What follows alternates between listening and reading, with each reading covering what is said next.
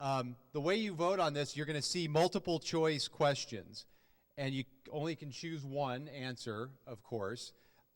So if it's question 1, they're labeled, all the answers are labeled A, B, C, D, sometimes A, B, C, D, E. So on here, obviously, if you want the first answer is your preference, you hit the A or the 1/A, etc. You can kind of see 1A, 2B, etc. Okay?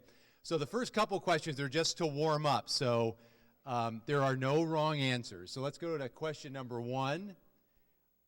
What is your favorite kind of water?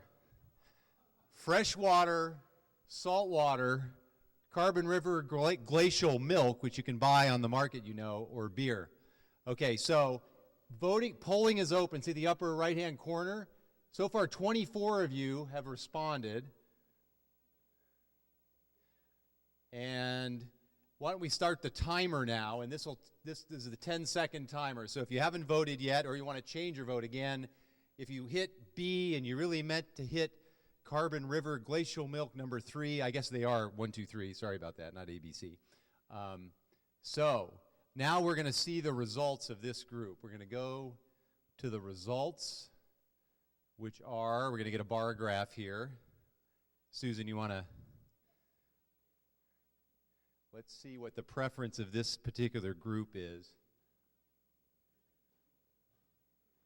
Okay, well, we are on a college campus. 49% of you, almost half of you, prefer beer. And it's a little, the saltwater people really aren't getting any love, Joel.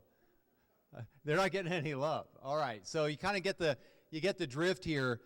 And as we move through these, we're going to go through all the voting. There's 7 questions. Then we're going to go back to some of them and have a conversation about how you voted. And we're going to record some of your great ideas that come out of this. And this is also a time to say, hey, I don't really like this process you're going through, Bruce. I want to ask Steve Modemeyer a question about what he said, because I think he's onto something, or I think he's nuts, and I want to ask him a question. So this is you getting back to us what you think. So this is priming the pump.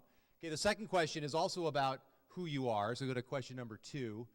How many degrees have you earned? Let's just see what the demographic in this room might be. 0, 1, 2, 3, or more than 3. So let's see how educated we believe we are in this room. You guys are good. Yeah, start the countdown. They're all over it. Some groups, Eagles has done this before. In some groups, it takes them 10 minutes to read the question, and clearly you're a highly astute group. All right, so let's go to the results. And we are a nice bell curve, a very well-educated group. But as we all know, if you heard Branson on the radio this morning, Virgin America and Virgin Music, high school dropout. So it's not like you have to have a degree to be smart about stuff. But anyway, that's just, again, kind of more of a practice thing. Let's go to question number 3. And this kind of getting a little more into kind of who's in the room.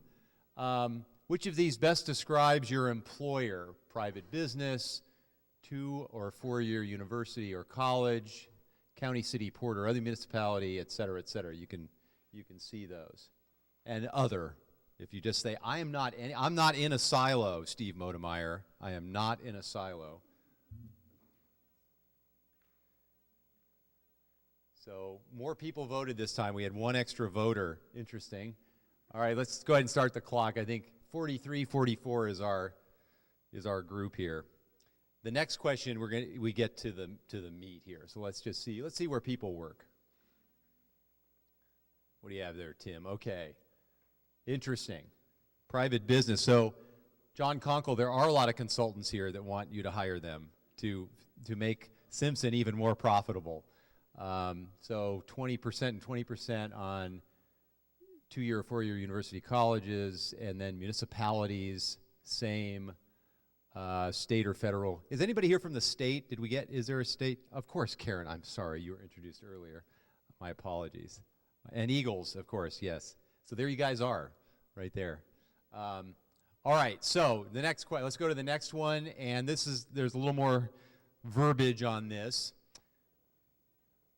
What is the South Sound's greatest strength in its effort to become a global center for clean water research, technology, and private sector job growth? And you can read those.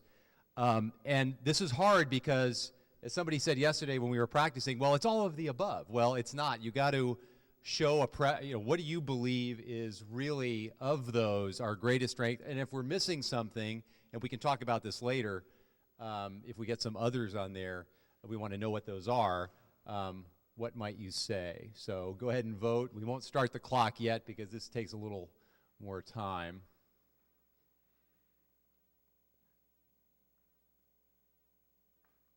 We'll wait till we get up close to that 40 mark.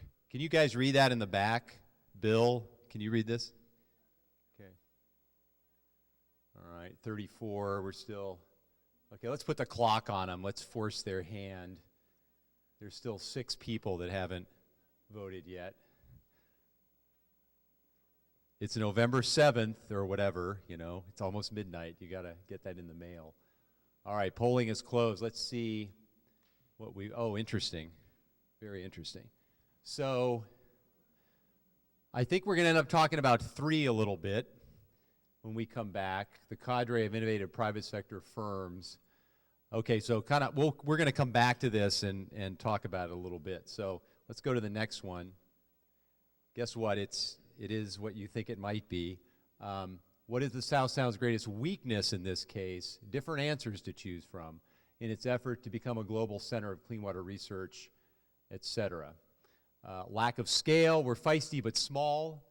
Lack of media attention, there was some talk about that earlier, or lack of visibility or marketing or education. Lack of connectivity among players like the people in this room and beyond. We don't know each other well enough. And then lack of a robust private sector to match what's been done in the public and educational sectors. So go ahead, yeah, the polling's, you can vote as soon as that polling gets open.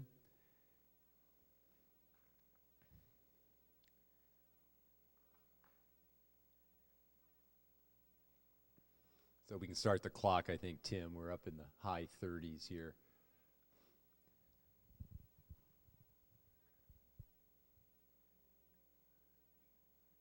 Three seconds for the last 3 people. Somebody bailed. Okay, let's see what we've got. Interesting. Lack of connectivity, clearly a concern of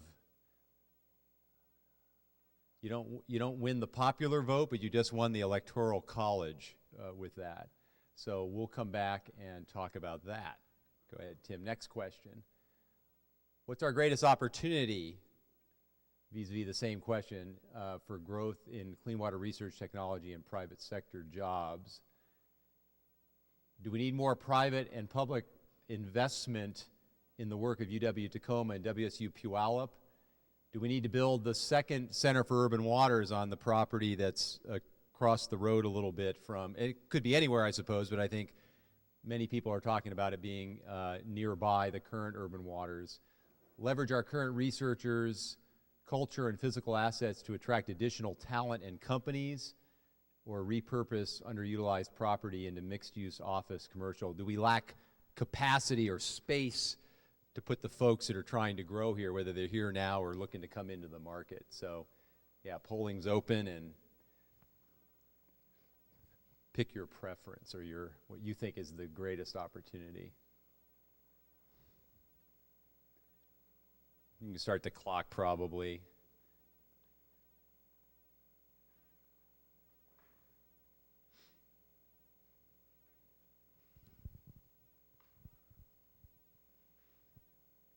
Okay, Tim, what did we say? Oh my gosh. Interesting. Is Martha Anderson here? She was here before. I'm thinking about Center for Urban Waters 2, 0. Interesting. So 55% leverage our current researchers, culture, and physical assets to attract additional talent and companies, which is very interesting because that's something the steering committee has talked a lot about. Connie just gave the thumbs up. Okay, I believe this is the last question, and then we'll circle back to that first one and start having a little conversation here. What's the greatest threat to our effort to become a global center for clean water research technology and private sector job growth? Shrinking federal and state commitment to world-class research at the two universities. The competition's just way ahead of us. Milwaukee, Philadelphia, Boston, Dubai, these are places we've heard a lot about, not necessarily all today, but over the course of our work that have been asking this same question of themselves that we're asking of ourselves today. Complacency, I think that might have come up in an earlier panel. Overregulation of private business will keep investment away, or other. So go ahead, yes, vote away.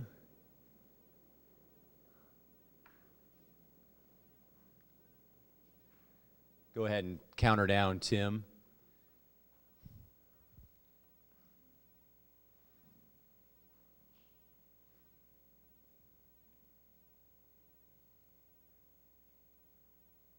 Okay. Complacency, very interesting. Very interesting. Very interesting. All right, so let's do this. Go back to question, I think it was question 4, the strength question, and let's have a little conversation about that. We have scribes, right? Excellent. Chris Green and Ryan Petty from the EDB. Chris is vice president, works a lot on business retention and expansion, also co-chairs our aerospace cluster acceleration team, which, guess what, has meetings similar to this, to talk about how to move that particular cluster forward in Pierce County, and does a variety of other things for us. And Ryan Petty's our senior VP focused on business retention expansion exclusively, so they're going to help us scribe away here. So let's talk about this a little bit, and I don't want to lead you on. Does somebody have a comment about how this played out, or were you one of the people who picked 3 and you're wondering why others did not? And we have the roving mics too. We should get another one out there probably. Any thoughts on this, folks? Turn that on. So let's talk about the one that got the most votes. There's a general belief, although this is pretty well dispersed, we have a culture of committed leaders in the public, private, not. Who's missing though? Is everybody in this room? Is this it? Is it this group in the room here right now? Who's not in this room that should be part of the conversation? There's somebody with their hand up, right? Oh, go ahead. Sorry, I didn't see. I'm not answering your question, hey, Jim. Bruce. Yep. So this isn't an answer to your question about who's missing, but I guess in my thought in answering this question, it seems to me that people are going to be attracted to come here because they want to see that we're doing something that they're struggling to do and we've figured it out. So I put down, we have a track record of addressing environmental issues. I also think some of the other things add to it, but my general sense is that in listening today and listening to Steve and to Paul, that we're doing good things, but we're not necessarily on the cutting edge of some of the national and world issues in terms of water. And if we want to attract people, we need to think, do we want to be on those cutting edges? So that's kind of my 2 cents on this question. Excellent, excellent. Right here, go ahead. I'm Rebecca Vader. I'm a civil engineer in private practice with Vader Labs in Engineering, and who's missing is anybody who can build the technology and anybody who's in private business who's trying to create something new to sell. We cannot sell our solutions and our research into our problems to somebody else who doesn't share our problems. We have to stop thinking just about us and just about the South Sound and think about what other people's problems are. Okay. Excellent, excellent. Ryan, did you capture that one? Yeah, we'll just kind of alternate between Chris and Ryan. I got one in the back. Go ahead. Claire. Okay, I'd say that number 3 is missing. You asked who's missing in this group. Number 3, a cadre of innovative private sector local firms in the clean water technology cluster. And there's a sense from this that that's not a strength of ours either. When forced to choose, we chose others. And the other point of it is that our conversations and panels have really pretty much been directed to research. Research is king in this group. And what about applications? Excellent. So that may argue for a broadened conversation with more of our entrepreneurs and private sector folks. I mean, great to have John Conkle here. Great to have some of the consultants here that are here, absolutely. But yes, what about those people being engaged in the conversation, the private businesses in particular? Connie. Yeah. Could I embellish that number 3 a little bit? How many of you think that the reason number 3 is so low is because we don't know who's here? Okay.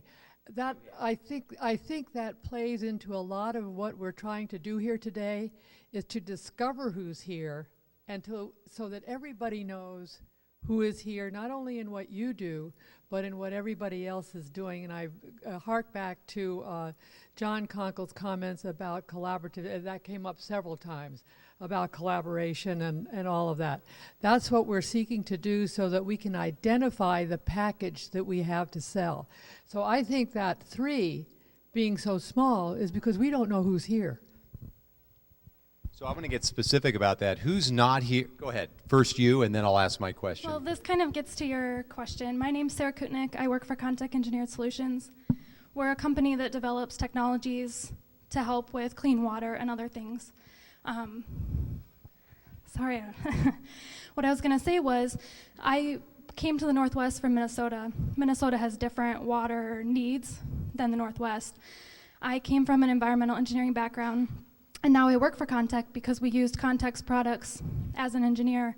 And I was excited to work for a firm that was looking for new and innovative technologies to solve these problems. But here in Washington, they have really great programs for approving and making sure that technologies are useful and doing what they say that they're going to do and are across the board good. But that takes a really long time. So you come up with a new technology to address your problem today, and we can't use it for 5 years. So I just thought I would throw that out there. So lag time to market. Steve, did you have something? Right here. I'll give you my mic.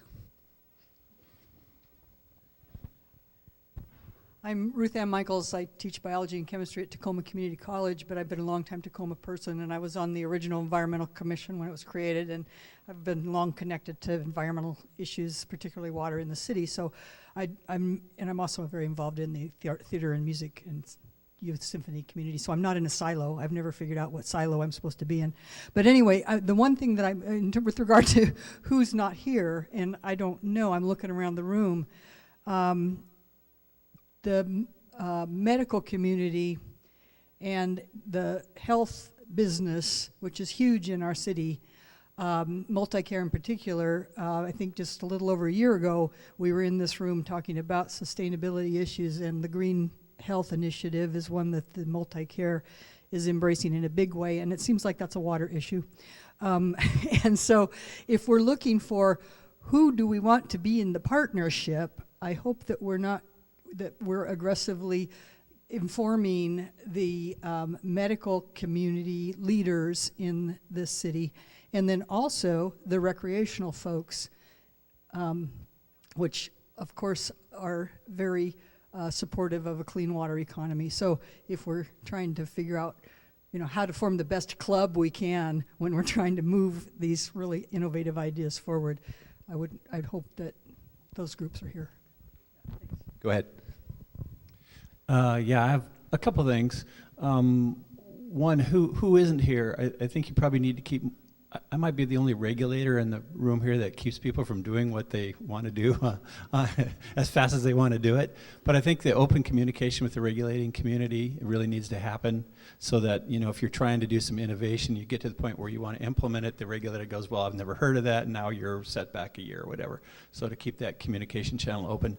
The other people that aren't here, although I do represent health department, I think I'm not here under the same probably understanding that some of the other individuals at my department would probably want to be here, and that's through built environment and sustainability. I know the health departments are really big now on moving forward on a program of built environment and how sustainability and economic development helps public health. So I think you'd have, if you wanted to plug into that group, it'd be really help. Last thing is I answered number one, the presence of 2 world-class public research universities, and I think I answered a little bit different than maybe the question was posed, not just the research, but as a public agency, we're busy doing the things that we're doing on a day-to-day basis and just kind of doing what we're doing for permits and enforcement and whatever. We don't have a lot of time and expertise to actually address this in probably a template or an outside agency, or the universities might help us understand how to get from point A to point B. So I see the university as helping teach us how we fit and how it could go together, and how we could work together to get to point B rather than us trying to figure it out ourselves, which we probably wouldn't be good at because we don't do this on a regular basis. So I think the universities could be a real help in coming in and kind of teaching the agencies on what the goal is and how to get there and what their parts are, how they play the part. Outstanding. Excellent. Another, go ahead. Eagles, Milbergs. I think customer-driven innovation is one model to start thinking about. Who is the customer for this center, this global center? I mean, are we trying to be an R&D center for big corporations? Are we trying to help municipalities, utilities? Are we trying to help real estate developers, people who put buildings together?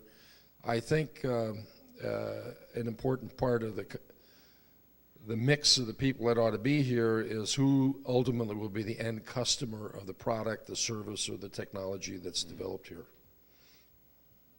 Excellent. Over here, go ahead. Yeah, just while we're on the same subject, item 3 there, I thought I'd introduce myself.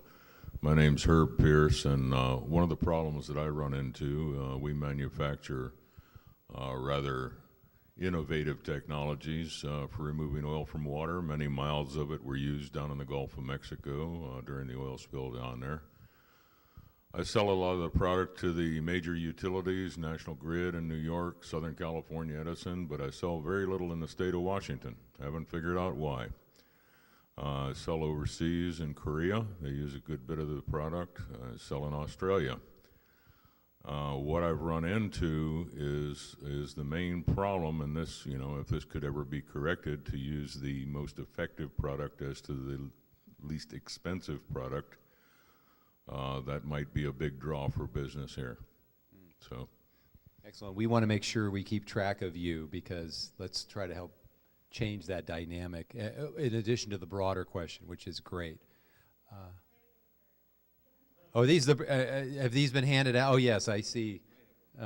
Okay, so make sure we stay in touch. Okay, anything else on this question? Yes. Okay, so I'm opinionated too. The question number 3 you were asking about, why is number 3, no, who's not here, what's with the cadre of innovative private sector firms? There's a philosophical point I guess I'm going to try to make, which is that they give you predictability, they give you comfort, they give you consistency, they prevent innovation because they are the polar opposite of risk. If we're not willing to let somebody do something and screw up, we're not willing to do something new that can make a big difference. And so that's for the regulators in the room, it's for the people in the cities. If you're only going to do what you know works, you're not going to do anything new. All right, the definition of risk. Yes. Applause is welcome. Applause is welcome. right, let's, so we have time to hit them all. And if we can always go back if you want to, but let's go to the next answers to the next question and see what the bar graph there. So our greatest weakness, there's a large contingent that believes we're not very well connected. And of course, the folks in this room, by definition, are a little bit more connected than the folks who aren't in this room. But let's talk about how we increase, and this sort of jives a little bit with that last question about, which was just focused on the private side, but how do we become more connected between research, technology, and job creation among the players that are in this market now? And let's expand it beyond that. We've got some experts from outside this market that we certainly want to tap into too, but how do we change that? How do we change that from a weakness to a strength?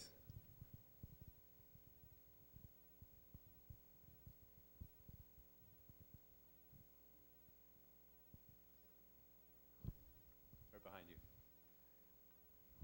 So Joel Baker, yes. The IPZ, I think, was designed to address this in the sense that, and connected to your comments just now, we will get closer when we work together. And working together means that we have incentive compatibility. And I think that the lab that is being developed and built here, and you can correct me if I'm wrong, is a place where people come to test ideas. And the whole idea of testing ideas is that some of them will be successful, but many of them will not. And in working together across research, across students, across education, across private sector, and so on, it seems to me that that may be the way to connect. It's not so much a social issue as one of working together. And would you like to, I'm putting you on the spot, but do you want to amplify on that? I don't think I have a choice but to respond to that. No, and of course I agree with everything that my chancellor said. One aspect of it, certainly the lab is important and physically getting together. And I should have said earlier that Urban Waters is a great example of co-locating the city and the university and the Puget Sound Partnership. Just physically being in the same space is an incredibly powerful collaborative tool. But the other thing we've been thinking about a lot is how to build sort of peer-to-peer networks to share ideas and to exchange experiences. I mean, this is a pretty experienced community that we have in water technologies. I think that's kind of one of the fundamental ideas of this whole program is there's a lot of brain power in the region. So how do you maybe take advantage of new technologies to make it easier for those folks to identify, if I have a specific problem, maybe Simpson solved this problem 5 years ago, but I don't know about it. Let's make that easy rather than reinventing those wheels. We're all stressed. The biggest limiting factor that all of us have is time. So this thing about trying to be more collaborative doesn't mean doing what we did today, which is to get together, which is important periodically. But really, I think what we need is a chronic, probably a family of tools that allows us to stay engaged day to day, in addition to coming to our new labs. Great. Paul, I see your hand fly up there. This was one of the, I remember how I voted on this. I hit 5 other. I didn't think any of those were necessarily the greatest weakness, but maybe I'll pose this as a question. Do you really want to be a global center? Because I'll tell you just as an observation, I heard incredible rich research and innovation on the part of utilities all around the issues of this community, which is good. I mean, it's amazing. But I didn't hear anything about the global the global implications of what you were doing, or a global perspective on why what's happening here is important in other parts of the world. And I just think if you're not willing to broaden the audience to which you're speaking and think about how what the many great things you're doing might be applicable in settings other than Tacoma, I don't think you become a global center. I think you become the Northwest center of something, or the Western United States center of something. But if you're going to be a global center, then I'd like to see more about how what you're doing here helps the rest of the world. And I think Steve addressed, it's a huge problem. I mean, the problems you're addressing here globally are almost overwhelming. They defeat people when they think about them. And so I think you've got great talent. I think you've got all of those other things that are weaknesses. I think you have most of them. But I don't know if I hear from anybody a commitment to solve the world's problems relative to water. Wow, excellent observation and challenge, I think, to all of us. Yes? And this is Jim Kramer. I mirror what Paul said. That's what I was trying to say earlier, is I think in listening today, there are some great things happening here, but it's not clear how they address the global problems, or whether you want to be that, and whether you're willing to invest that to make that happen. And I'm not answering the question, I'm asking it. In terms of connectivity, which we were talking about earlier, because I answered other in this also for the same reasons that Paul did. In terms of connectivity, whether you want to be a global leader or just a lot better at what you're doing, I think it needs to be around what are you trying to pursue, rather than a lot of times I'm with people who just think if we get together more often, we break down the silos. And it doesn't happen. We have a good time, but it doesn't break down the silos. And I think it's more around what do you want to do that the connectivity is going to solve for you, rather than let's get together and be connected. And so, for instance, as an example, what I heard today and I've heard before is there's some very cutting edge stuff happening in terms of the water water quality issue and the work of the center and John Stark and et cetera. How does that translate into jobs? And who would get those jobs? And how do we connect those firms with the work that the universities are doing, with the work that the local governments are doing? How do we test ideas with the local government's financial capacity that might spawn off additional industry and private sector investment? That, to me, would create a connectivity around the subject matter that generates potentially jobs. So I think kind of first hypothesizing and understanding what you want to do, what would generate jobs, and how can you create the connectivity that actually has that result. Superb. Right here, sir. Yeah, as far as solving the world's water problems, I think you're going to find that a lot of the issues you brought up are politically based. I'll give you an example. When I was in Lagos, Nigeria in '94, the oil pollution there was so pervasive that the first thing you smelled when you got off the plane was petroleum. The land's so contaminated over there that people can't grow crops. Hard to find drinking water, and that's because of politics. The government of Nigeria is pretty much by and large owned by Royal Dutch Shell. So until that changes, I don't think, you can have all the technology in the world, and I've tried to promote our products over there that would solve a lot of their issues through Greenpeace and several other organizations, organizations that can't get their feet in the door. So until you solve the political problem, the water problem's kind of a secondary. Interesting. Steve, I'm going to look at you for a second. The political hurdles around the world as you've done your work, and Paul, you may want to chime in on this, and others that know. What is being done, not necessarily in Nigeria, but just this question of, you can have all the great technology, as he said, in the world, but if you don't have a culture, a political culture that's accepting of that, it really isn't worth having. It isn't worth the time and investment. So are there efforts the UN, I know, has made water a focus as they have energy. Have there been some things, or are there some things developing that we might hook into as we think about how we could be impactful around the world? Okay, there was kind of a string of questions. Let me start. Yes, I asked you 7 questions in one sentence because I was a poli-sci major. Yes. Before I got a business degree, but that was the poli-sci side. So you were on that second column of 2 or more degrees. One reason Cities of the Future was looking at cities is because regardless of your national politics, when you're running a city, you just have to run a city. And if you have, like Mexico City, 1 million people living in a developed version of it and 20 million living in a developing version, it doesn't matter that you're in your 1 million sector, because the people that come in and work there are going to be exposed to all of the risks of bad water and the diseases that come from that.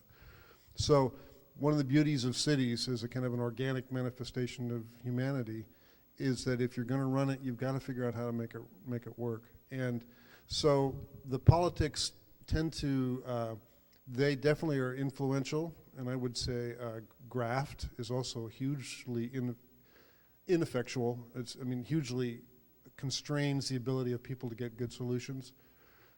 But still in large, when you're running a city, you've got to figure out how to make it work. And so there's a driver, there's an innate driver within any place in the world. Now, what the UN is doing and various other folks, I think, there's this multi-scale issue, and there's important work to be done at each scale. Having gone to a UN Habitat meeting where I was at this very highest scale, I was like going, geez, I'm a global thinker, but even this is too much for me. It's not enough down in the ground where it really you can see a difference. What the UN has done is said we have 1 billion people without access to drinking water and 3 or 4 billion people that don't have sanitary water. And that's a global problem that we need to address. We're not going to address it globally. We're going to address it city by city and technology by technology. And so there's a huge demand, a huge need. And the things that we're doing here, some of them can transport and some of them can't. But I think that integrating them all together is going to be key. Now, did that answer any of your 5 questions? That was a long answer to my longer question, so thank you. Appreciate that. Paul, go ahead. Could I just? I don't want to be misunderstood to be challenging you to solve all the world's water problems, because that would be a bigger challenge than anyone could take on. But one of the things that you would hear repeatedly, no matter where you went in the world, is that the institutional barriers that have resulted from our success in handling potable water problems, in handling wastewater disposal and treatment problems, our success in building organizations that can do that is a barrier to what needs to happen in other parts of the world. So I'm going to be very specific. What I thought the question that came from the port about what would you, if you've got a wastewater treatment plant there and a big industrial water user right beside it, are there any opportunities for innovation that could be that could come out of that combination? And I don't know if is Tacoma Water still represented? Is it Chris? Is Chris still here? Yeah. So Chris, I'm sorry. So I could see like the look in your eyes, like our biggest customer, and you're going to take their, you're going to take more of their demand away. I mean, you've got to be kidding.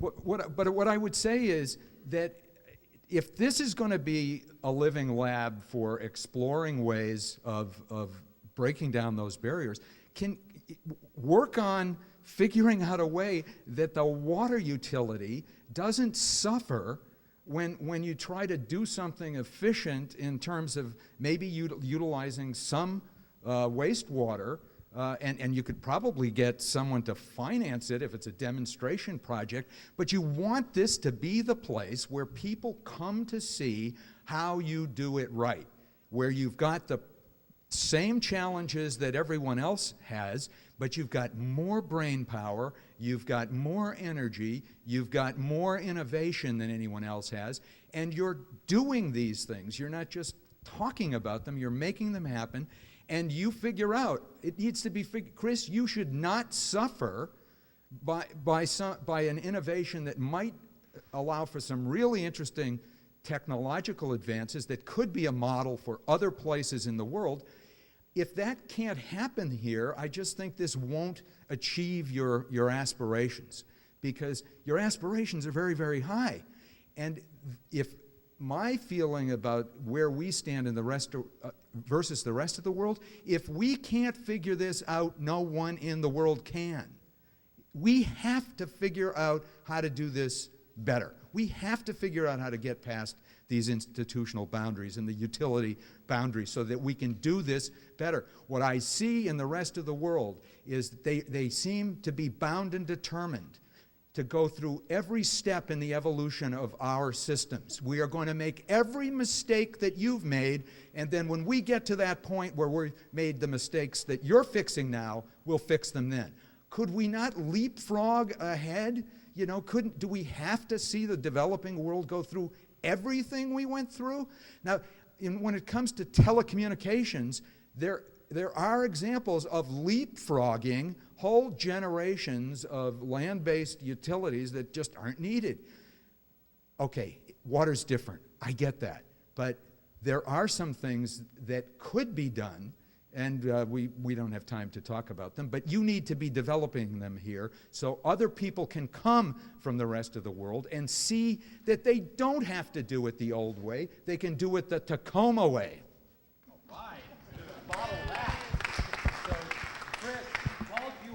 He called me out. So first of all, let me explain what the look in my eyes was when that question came out, because it really wasn't about the harm that would cause to one particular utility. It harkened me back to my early days in consulting, and the man who ran the company was Italian, and he would go around, and every difficult question that would come up, he'd say the same thing: who's it going to pay and how much? Wastewater treatment to the levels necessary for industry is very expensive. And who's going to pay and how much? And in our particular setting, the potable water is just cheaper unless you can connect the total cost to the environment, to the natural systems. And we haven't found a way to do that yet. So we'll put that on our to-do list. Connie Bacon has a mic. I do, and I want to thank you, Paul, because you really are speaking our language. The reason that we came here today was not to be global. The reason we came here today was to identify what we have here to sell somewhere else. And that's what I'm hearing Paul say. We're not perfect. The work isn't done in Tacoma-Pierce County. We have a lot to do, and these questions address that. But maybe the question that we really want to ask and will ask is, what do we have to sell? And how can we package it? And who needs it? And how can we get it to them? That's what we're here for. And this is the first step to that, to identify, and I think it was wise to do that, thanks to Jim and Russell, Scott at Russell, though he's gone unfortunately there, but who brought up to say, don't go big, don't go national, don't do all this first. Find out what you've got. And this is what we're trying to do. And then to connect those dots so that we can define the package that we can sell. We're not going to sell everything because we don't know everything, and we're not doing everything here yet. But we do have some things that we can do. Take the Foss Waterway as an example. Look at what was accomplished there. How can that be packaged to sell to the waterways in the world that don't know how to do that? That's why we're here. Eagles. On the great ideas. We got a good track thread going here. So, you know, it's not rainy in Washington, it's brainy in Washington. And the idea that I'm getting is that this area could be a problem solver for water problems. And what that suggests is to test the proposition by having a problem-solving weekend or something like that, where the group comes together, the collaboration you want, to put some serious problems up on the screen, and then to spend a weekend using all of our talents and saying, what's the solution set? You know, what kind of solution can we offer, can this region, Tacoma, offer to that problem. And it seems to me that you build collaboration around a purpose. You know, a vision, I think, is very important, but then you need to get a little more granular and say, well, what kind of problem can we solve? What's our roadmap for solving that particular problem? And I think you could set up a process to do that, and you'll find out whether you're ready to go world class or not very quickly. All right, this gentleman right here, go ahead. I was just going to say that you guys are already problem solvers in terms of what you did with the cleanup. Hearing that you were the first city in the country to actually successfully clean up a Superfund site is amazing. And frankly, I don't think the story is getting out. And as a Seattleite, I think maybe part of the problem is that, you know, Seattle and Bellevue cast a big shadow, but at the same point, it's amazing what I've seen in terms of the development of the city in the last 10 years, and it's kind of like under the radar. And I think you're uniquely positioned in terms of your size as a city to deal with this issue better than Seattle or Bellevue ever could. You're big enough to have the resources, yet you're small enough not to be gridlocked with a lot of other stuff like I think we are in Seattle. But I think you're really uniquely positioned, and I think you showed, there were a lot of projects that were showed throughout the presentation that were pretty amazing. And I think part of the challenge in terms of telling those stories in the media will bring about connectivity. And, you know, I think you've got this basis of, you've got the universities, which are critical. They're kind of this infrastructure, but then you've got the right size city, and then you've actually got the track record. I mean, I think you've got great ingredients, and there's a way to tell that story and really go somewhere with it. I think you've hit on definitely one of the takeaways from this meeting, and there are many, which is how we get the word out, as Connie said, about what we've already accomplished and the expertise, whether that's internally, because you don't have to be from Seattle not to understand, not to have heard about all the cool stuff that's going on here. There are a lot of locals that don't know, and we need to make sure they know first and then take it out to the rest of the world. I advance to the last question because there's one thing in here I want to particularly focus on. I won't skip anybody, but we have 8 minutes left to kind of cover this part of the afternoon, so I just want to make sure we keep that in mind and get as many comments in as possible. The scribes are going crazy over here. Who is it Mike? Mike Work? Mike Work, UW Tacoma. So one thing I've heard, haven't heard touched on today as far as all of the things that we have going for us, the things that we have here, things that we may need to do. And I've heard it from talking to a couple of entrepreneurs here today and previously. And that is that sometimes an entrepreneurial idea bumps up against state environmental regulations that are somewhat entrenched. And the entrepreneur is convinced that what they're doing is good for the triple bottom line, good for the environment, and that the regulation doesn't make sense. So if we have entrepreneurs who are bumping up against that, we have the university that can do the research to help make the case and show that the entrepreneur has a case to make. And then maybe our economic development infrastructure and other supporters might want to be sensitive to that and help make the case.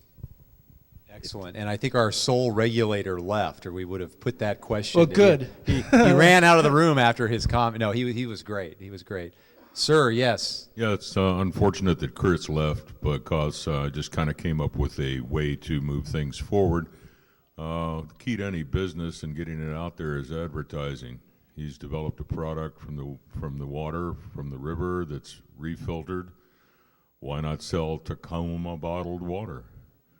You know, I mean, it's... Who left the room? Were you talking about Chris? Yes. Yeah, okay, and well, we've got some of his colleagues here, so oh, okay. Well, there we go. Yeah, along with the glacial milk from the carbon. Exactly, produce a product, you know, advertise it. Okay, Karen, right here.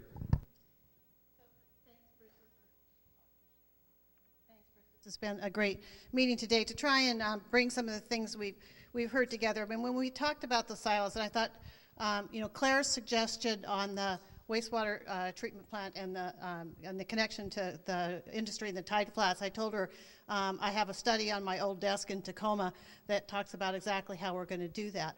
And when we talk about innovation and things Paul said, we're not just talking about technologies that's been recognized today. The silos that we're facing are financial structures, political structures, public reaction to what. So the innovation is about how we bring all of those silos, not just the technology, not just the science and engineering, but the politics. And working in the state government system, I know how difficult that can be. It took 9 years to get Urban Water's building financed. We've been working on state infrastructure investment studies for about 10 years and haven't made any progress. And that's why I put complacency here, because it is hard. Because a lot of times when we try and change what makes perfect logical sense to us in terms of what it is that needs to be done in the future in terms of water resources or regulatory environments, it's who's out there asking, who really cares about that. And so part of that is that public education component and getting all of the stakeholders together that have a stake in that to make that change. And that's really hard, and that means we have to stay at it.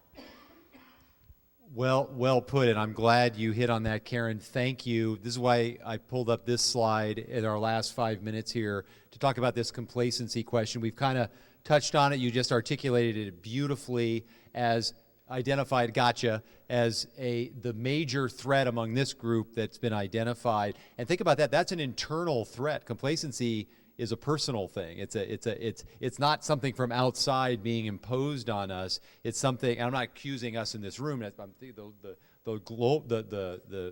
the us well beyond this room. So that's a very interesting thing to have to face. You've identified some of the issues over the years that maybe has led some folks to have some complacency. So in the back. My comment isn't to complacency, so why don't you go ahead and finish that That's out. okay. Go ahead. Oh, You've got the mic. Okay, I'm being a little less serious. I propose we solve two problems. Putting together the slide that Chris had where he shows that Tacoma water is an incredibly good value for providing a gallon of water. I think we should go to a zero net water usage here in Tacoma and then use those distribution systems that that Tacoma Water has to supply everybody with cable and internet access at a very good price. All right, so if you're on the Click Network, call Chris, and he'll take care of you. Anybody else on the complacency question or anything else? This is now, having laid that out there, it's now a time if you have something you just have to say in the last 4 minutes here or so, now's the time. Yes, Claire. Just an observation. There was a comment about what do you do best. There was how do we attract people to that. The one thing I haven't heard, I guess, today is something that was always used as an attractor to try to bring people to the Pacific Northwest to do business. It was why Kaiser Plant set up, was why we attracted a lot of manufacturing companies, but nobody mentioned it today. And it was all about the hydroelectric power that was so big in Washington State and in this region. It's curious to me, of course, that hydroelectricity and hydropower is not listed as a renewable, sustainable power source these days. Solar is and wind is. So I'm just curious, I'm just throwing out there this depth, this deepness and wideness of hydroelectric power that this region has, and noting that we haven't talked about it today. How about it, Tacoma Water table? Anybody want to comment on that? My name's Tony Lindgren with Tacoma Water. I'm in charge of the distribution engineering section, so we do all the renewal and replacement. I think you make a really good point, and I've been thinking about this while I've listened to a lot of the comments, and we have good resources here. So let's let other people know that. Let's focus on what we're good at. I've heard, and we've talked about it a little bit, there's a lot of problems. And what are our problems? Why don't we focus on what we're good at here?